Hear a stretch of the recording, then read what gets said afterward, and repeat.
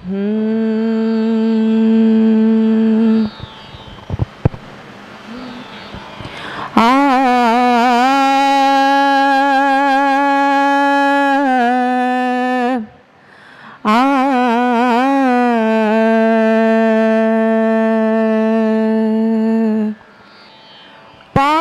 स्मरहरा सुखकर सुरचिरा पालय स्मरहरा सुखकर सुरचिरा शंकर भजक जन हृदय विहारने शंकर भजक जन हृदय विहारने पालय स्मरहरा सुखकर सुरचिरा बालसोमधरा सलिशिखर गुणनिखर बालसोमधरा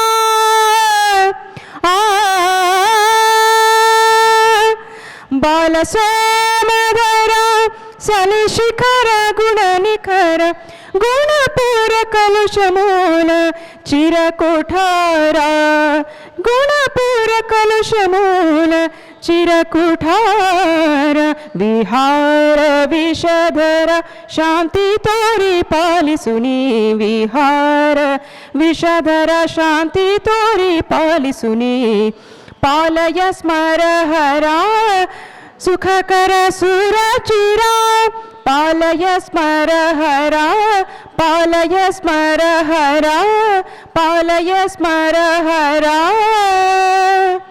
सुखकर सुरचिरा ಧನ್ಯವಾದ.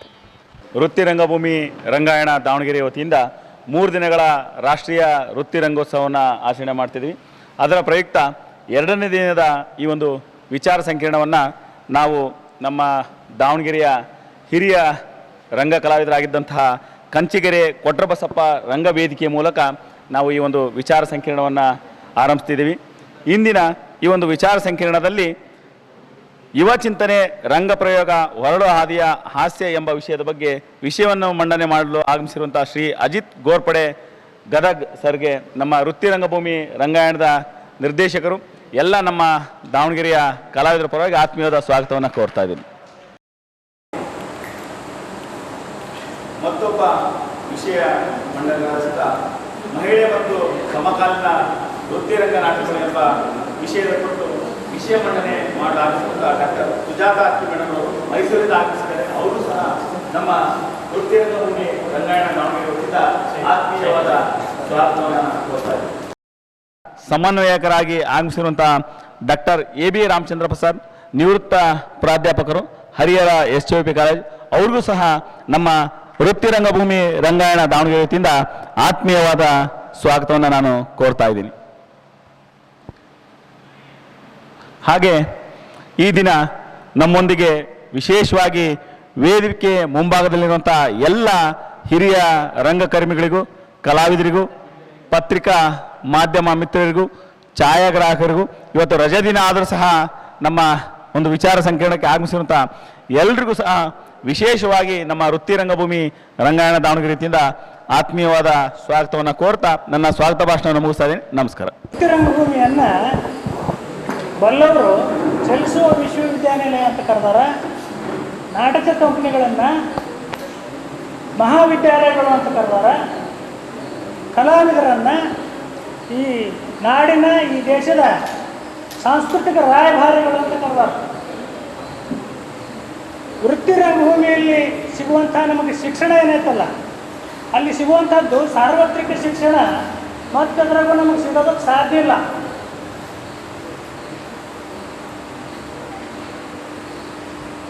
ಕನ್ನಡ ವೃತ್ತಿರಂಗಭೂಮಿಗೆ ಸುಮಾರು 150ಕ್ಕೂ ಹೆಚ್ಚು ವರ್ಷಗಳ ಇತಿಹಾಸ ಇದೆ ಸ್ನೇಹಿತರೆ. ಹಾಗೆ ನೋಡಿದರೆ ಈ ರಂಗಭೂಮಿ ಅನ್ನೋದು ಗ್ರಂಥಸ್ಥ ರೂಪಕ್ಕೆ ಬರೋದಕ್ಕಿಂತ ಮುಂಚೆ ಇದರ ಇತಿಹಾಸ ನೋಡಿದರೆ ಸಾವಿರಾರು ವರ್ಷದ ಇತಿಹಾಸಕ್ಕೆ ಹೋಗುತ್ತೆ. ಈ ರನ್ನನ ಕಾಲಕ್ಕೆ, ದುರ್ಗಶಿವನ ಕಾಲಕ್ಕೆ, 1031 ಕೇಶರಾಜನ ಕಾಲಕ್ಕೆ, ಕುಮಾರವ್ಯಾಸನ ಕಾಲಕ್ಕೆ, ನಿಜಗುಣ ಶಿವಯೋಗಿಗಳ ಕಾಲಕ್ಕೆ ಇವನ್ನೆಲ್ಲ ನೋಡಿದ್ರೆ ಸಾವಿರಾರು ವರ್ಷದ ಇತಿಹಾಸ. ಆದರೆ ಆ್ಯಕ್ಟಿವ್ ಇತಿಹಾಸ ಇತ್ತೀಚಿಂದು 150 ವರ್ಷಕ್ಕಿಂತ ಹೆಚ್ಚಿಂದು ಅನ್ನುವಂಥದ್ದು ಇದು. ಮತ್ತು ಇನ್ನೊಂದು ವಿಷಯ ಏನು ಅಂತಂದ್ರೆ, ರಂಗಭೂಮಿ ಅಂದಾಕ್ಷಣಕ್ಕನ ನಮ್ಮ ತಲೆಗೆ ಏನು ಬರ್ತೈತೆ ಅಂತಂದ್ರೆ ಮನೋರಂಜನೆ. ಒಂದು ಮನೋರಂಜನೆ, ನಾಟಕ ಆಡೋದ್ರ ಮೂಲಕ ಒಂದು ಮನೋರಂಜನೆ ಕೊಡ್ತಾರೆ, ಅಲ್ಲಿ ಮುಗೀತು. ಆದರೆ ಹಂಗಲ್ಲ, ನಮ್ಮ ರಂಗಭೂಮಿ ಬರೀ ಮನೋರಂಜನೆ ಒಂದನ್ನು ಕೊಟ್ಟಿಲ್ಲ ನಮಗೆ. ನಮ್ಮ ದೇಶದ ಸ್ವಾತಂತ್ರ್ಯ ಹೋರಾಟದೊಳಗೆ ನಮ್ಮ ರಂಗಭೂಮಿಯ ಪಾತ್ರ ಭಾಳ ದೊಡ್ಡದೈತಿ. ಅನೇಕ ನಾಟಕ ಕಂಪ್ನಿಗಳು ಸ್ವಾತಂತ್ರ್ಯ ಹೋರಾಟಗಾರರಿಗೆ ಆಶ್ರಯವನ್ನು ಕೊಡ್ತಿದ್ವು. ಬ್ರಿಟಿಷರು ಕಣ್ಣು ತಪ್ಪಿಸಿ ಅಡ್ಡಾಡಿದವ್ರಿಗೆ ಆಶ್ರಯ ಕೊಡ್ತಿದ್ರು, ಅವ್ರನ್ನ ಬಚ್ಚಿಡ್ತಿದ್ರು. ಮತ್ತು ಏನು ಕಣ್ಣು ಭೂಗತರಾಗಿ ಕೆಲಸ ಮಾಡುವಂಥ ಸ್ವಾತಂತ್ರ್ಯ ಹೋರಾಟಗಾರರಿಗೆ ಏನೋ ನಾಟಕ ಕಂಪ್ನಿ ಬೋರ್ಡಿಂಗಿಂದ ಬುತ್ತಿ ಕಟ್ಟಿ ಕಳಿಸ್ತಿದ್ರು. ಅವ್ರು ಹೋಗಿ ಅಡವಾಗಿ ಬುತ್ತಿ ಗಂಟು ಕಟ್ಟಿ ಬರ್ತಿದ್ರು. ಬರೀ ನಮ್ಮ ತಲೆಗೇನಿರ್ತಿ ಮನೋರಂಜನೆ ಅಂತ ಅನ್ನೋದಷ್ಟೇ. ಆದರೆ ರಂಗಭೂಮಿಯ ಸೇವೆ ಭಾಳ ದೊಡ್ಡದು ಅನ್ನೋದು ನಾನು ಹೇಳೋದಕ್ಕೆ ಇಷ್ಟಪಡ್ತೀನಿ ಸ್ನೇಹಿತರೆ. ನನಗೆ ವಿಷಯ ಕೊಟ್ಟಿದ್ದು ಯುವ ಚಿಂತನೆ ಮತ್ತು ರಂಗ ಪ್ರಯೋಗ ಮತ್ತು ಹೊರಳು ಹಾದಿಯ ಹಾಸ್ಯ. ಹೇಳೋದು ಹಿಂದೆ ಮುಂದೆ ಆಗುತ್ತೆ ಅಂಥೇಳಿ ನಾ ಏನು ತಂದೀನಿ ಅದನ್ನು ಸ್ವಲ್ಪ ಓದೋಕ್ಕೆ ನನಗೆ ಅನುಮತಿ ಕೊಡಬೇಕು ಅಂಥೇಳಿ ನಾನು ಹೇಳಿಬಿಡ್ತೀನಿ ಸ್ನೇಹಿತರೆ.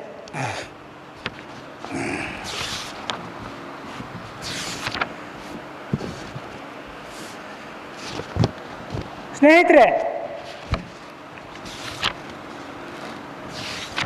ಅಪಾರ ವೈಭವದಿಂದ ಮೆರೆದಂಥ ನಮ್ಮ ಕನ್ನಡ ರಂಗಭೂಮಿ.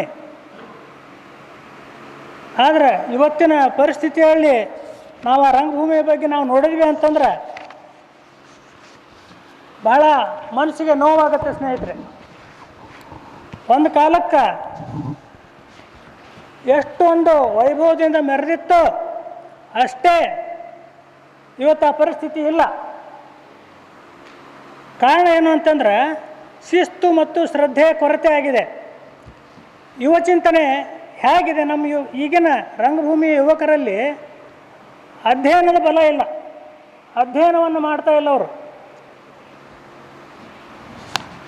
ಯುವ ಜನತೆ ಪ್ರತಿಯೊಂದು ದೇಶದ ಭವಿಷ್ಯ, ಇದು ಸ್ವಾಮಿ ವಿವೇಕಾನಂದರ ಮೂಲ ಮಂತ್ರ. ಪ್ರತಿ ಕ್ಷೇತ್ರದ ಅಳಿವು ಉಳಿವು ಯುವಜನರ ಮೇಲೆ ಅವಲಂಬಿತ.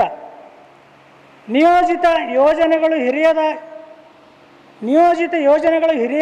ಹಿರಿಯರದಾಗಿದ್ದರೆ ಅದನ್ನು ಜಾರಿಗೆ ತರುವವರು ಯುವಕರೇ. ಎಲ್ಲಕ್ಕೂ ಯುವಕರೇ ಜೀವನಾಡಿ. ಎಲ್ಲಿ ಸದಾಚಾರಿ ಸಂಸ್ಕೃತಿವಂತ ಅಧ್ಯಯನಶೀಲ ಯುವ ಸಮೂಹ ಇರುತ್ತದೆಯೋ ಅಲ್ಲಿ ಯೋಜನೆಗಳು ಸಫಲವಾಗುತ್ತವೆ. ಅದರಂತೆಯೇ ರಂಗಭೂಮಿ ಕೂಡ ಎಲ್ಲ ಹಂತಗಳಲ್ಲಿ 12 ಯುವಕ ಯುವತಿಯರು ಇದ್ದರೇ ನಾಟಕ ಕಂಪನಿಗಳು ಆರೋಗ್ಯಕರವಾಗಿರಲು ಸಾಧ್ಯ. ಇಂದಿನ ನಮ್ಮ ವೃತ್ತಿ ರಂಗಭೂಮಿಯಲ್ಲಿ ಯುವಜನರ ಸಂಖ್ಯೆ ಸಾಕಷ್ಟಿದೆ, ಅವರಲ್ಲಿ ಪ್ರತಿಭೆಯೂ ಇದೆ. ಆದರೆ ಈ ಪ್ರತಿಭೆಯನ್ನು ಸರಿಯಾದ ರೀತಿಯಲ್ಲಿ ಪಳಗಿಸುವ ವಿಧಾನ ಅವರಿಗೆ ಗೊತ್ತಿಲ್ಲ. ಪ್ರತಿಭೆಯನ್ನು ಶಿಸ್ತು ಶ್ರದ್ಧೆಯ ಚೌಕಟ್ಟಿನಲ್ಲಿಟ್ಟು ಅದಕ್ಕೆ ಸೂಕ್ತ ಉಳಿಯ ಪೆಟ್ಟುಗಳನ್ನು ನೀಡಿದಾಗ ಮಾತ್ರ ಈ ಪ್ರತಿಭೆಗಳು ಪ್ರವರ್ಧಮಾನಕ್ಕೆ ಬರುವುದಕ್ಕೆ ಸಾಧ್ಯ. ಇದರಿಂದ ಈ ಹಿಂದಿನಂತೆ ಸದಭಿರುಚಿಯ ಪ್ರೇಕ್ಷಕ ವರ್ಗವನ್ನು ಸೃಷ್ಟಿಸುವುದು ಇಂದಿಗೂ ಸಾಧ್ಯವಾಗುತ್ತದೆ. ಆದರೆ ಇಂದಿನ ಯುವ ಸಮೂಹದ ಬಹುಪಾಲು ಜನರಲ್ಲಿ ಅಧ್ಯಯನದ ಕೊರತೆ ಇದೆ. ಅಧ್ಯಯನದ ಬಲ ಇಲ್ಲದೆ ಅವರ ಪ್ರತಿಭೆಗಳು ಪ್ರವರ್ಧಮಾನಕ್ಕೆ ಬರಲು ಸಾಧ್ಯವೇ ಇಲ್ಲ. ಅಧ್ಯಯನ ಎಂದರೆ ಕಾಲೇಜು ಯೂನಿವರ್ಸಿಟಿಗಳಲ್ಲಿ ದೊಡ್ಡ ದೊಡ್ಡ ಪದವಿ ಸ್ನಾತಕೋತ್ತರ ಸರ್ಟಿಫಿಕೇಟ್ಗಳನ್ನು ಪಡೆದಿರಬೇಕು ಎಂದು ಅರ್ಥವಲ್ಲ. ನಾಟಕ ಕಂಪನಿಗಳಲ್ಲಿ ದುಡಿಯುವ ಎಲ್ಲರಿಗೂ ಅದು ಸಾಧ್ಯವಾಗದಿರಬಹುದು. ಕನ್ನಡ ಓದು ಬರಹ ಚೆನ್ನಾಗಿದ್ದು ಶಾರೀರ ಸ್ಮರಣಶಕ್ತಿ ಆರೋಗ್ಯಕರವಾಗಿದ್ದರೆ ಸಾಕು. ಸೌಂದರ್ಯಕ್ಕೆ ಇಲ್ಲಿ 4ನೇ ಸ್ಥಾನ ಮಹತ್ವದ್ದು ಸ್ನೇಹಿತರೆ. ಸೌಂದರ್ಯಕ್ಕೆ ರಂಗಭೂಮಿ ಮೇಲೆ 4ನೇ ಸ್ಥಾನ. ರಂಗಭೂಮಿಗೆ ಮುಖ್ಯವಾಗಿ ಏನು ಬೇಕು ಅಂತಂದ್ರೆ ಶರೀರ ಶಾರೀರ ಮತ್ತು ಸ್ಮರಣಶಕ್ತಿ. ಉದಾಹರಣೆಗೆ ನಿಮ್ಗೆ ಹೇಳಬೇಕಂದ್ರೆ ಮನ್ಸೂರ್ ಸುಭದ್ರಮ್ಮನವರು ಅಥವಾ ನಮ್ಮ ಇಲ್ಲಿ ಹಿರಿಯ ಜೀವಿ ಕುಂತಾರಲ್ಲ, ರಂಗಭೂಮಿಯ ದೊಡ್ಡ ಕಲಾವಿದೆ ನಾಗರತ್ನವರು, ಇವರೇನು ಅಪ್ರತಿಮ ಸುಂದರಿಯರೇನೂ ಅಲ್ಲ. ಆದರೆ ಅವ್ರ ಸೌಂದರ್ಯ ಹ್ಯಾಂಗೆ ಬಂದೈತಿ ಅಂತಂದ್ರೆ ಅವರಲ್ಲಿ ಆ ಕಲೆಯನ್ನು ಪ್ರಕಟಪಡಿಸುವ ರೀತಿ ಏನೈತಲ್ಲ, ಆ ರೀತಿಯಿಂದ ಅವರಿಗೆ ಆ ಸೌಂದರ್ಯ ಬಂದೈತಿ.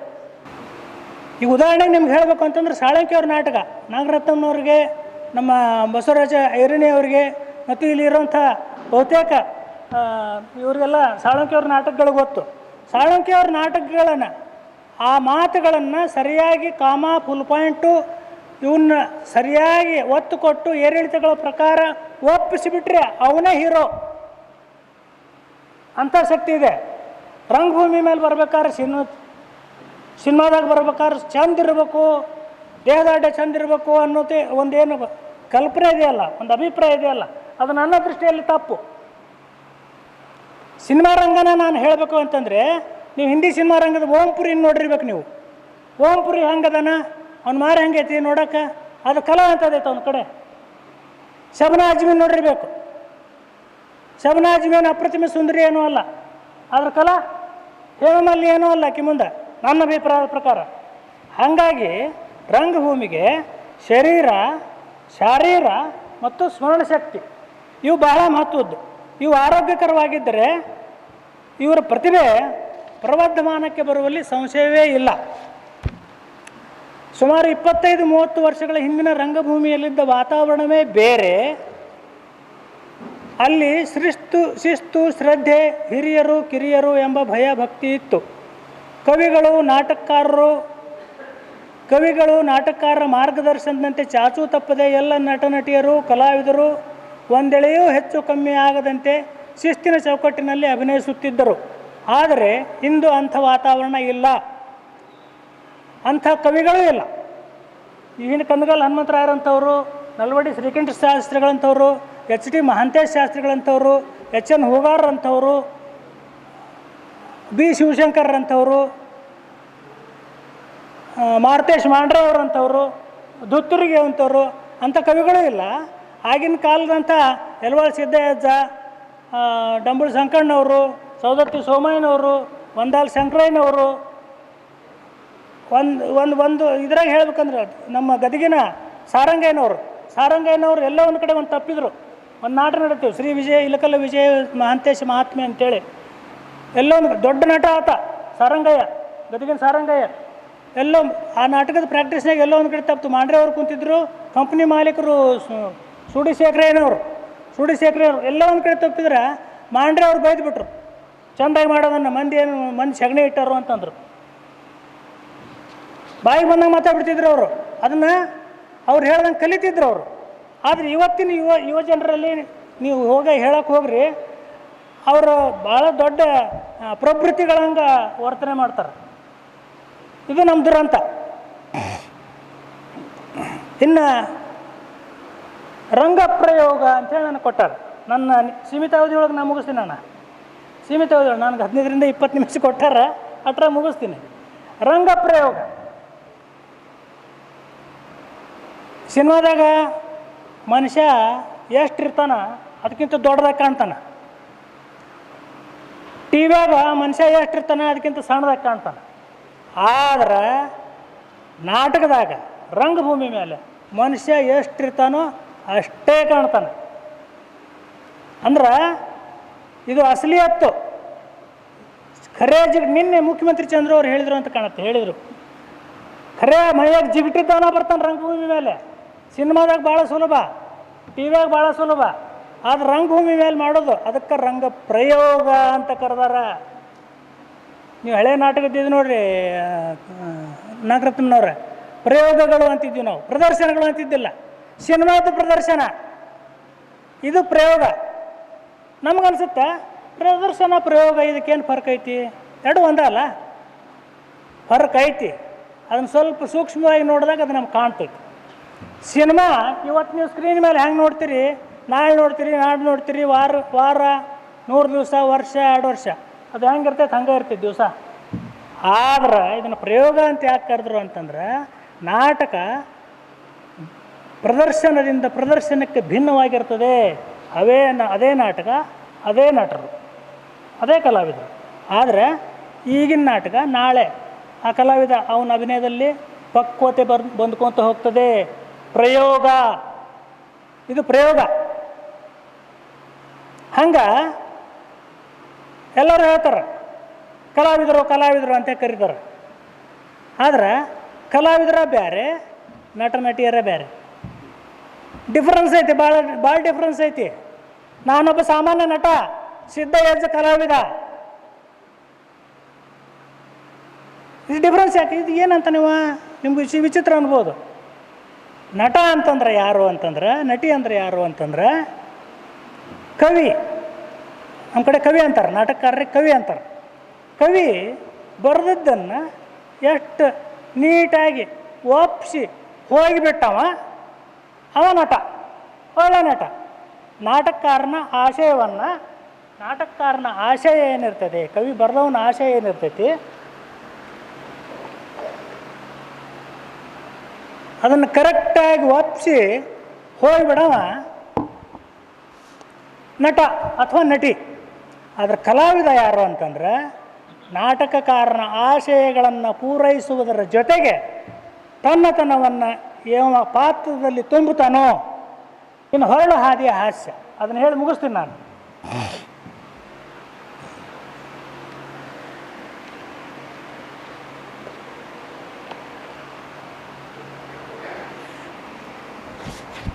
ಹಿಂದಕ್ಕೆ ರಾಜಹಾಸ್ಯ ಇತ್ತು. ಹಿಂದಕ್ಕಿನ ನಾಟಕಗಳನ್ನು ನೀವು ಬೇಕಾಗ್ತವ್ರಿ, ಬೇಕಾದವರಿ ರಾಜಹಾಸ್ಯ ಇತ್ತಲ್ಲಿ.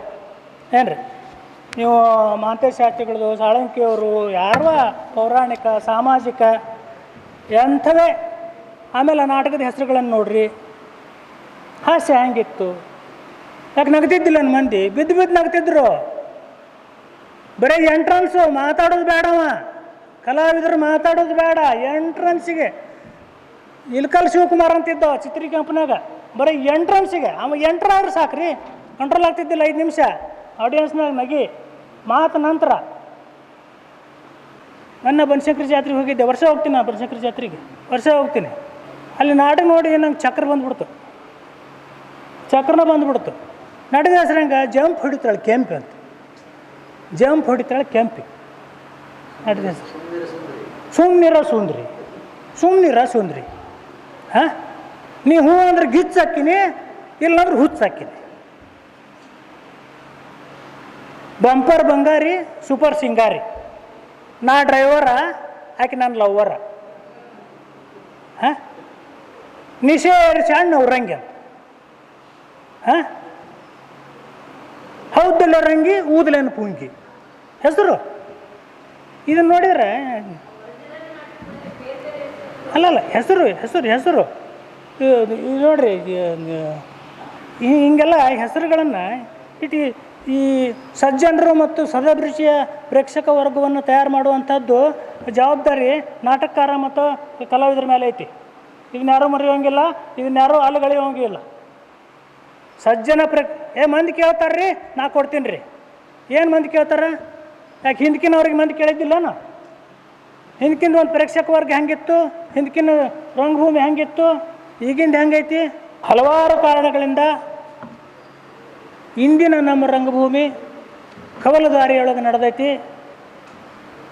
ಅದು ಸರಿ ದಾರಿಗೆ ಬರ್ತೈತೋ ಇಲ್ಲೋ ಅನ್ನೋದು ಅನುಮಾನ. ಬಂದ್ರೆ ನಮ್ಮ ಪುಣ್ಯ. ಇಷ್ಟು ಹೇಳಿ ನನ್ನ ಮಾತಿಗೆ ವಿರಾಮ ಹೇಳ್ತೀನಿ. ನಮಸ್ಕಾರ.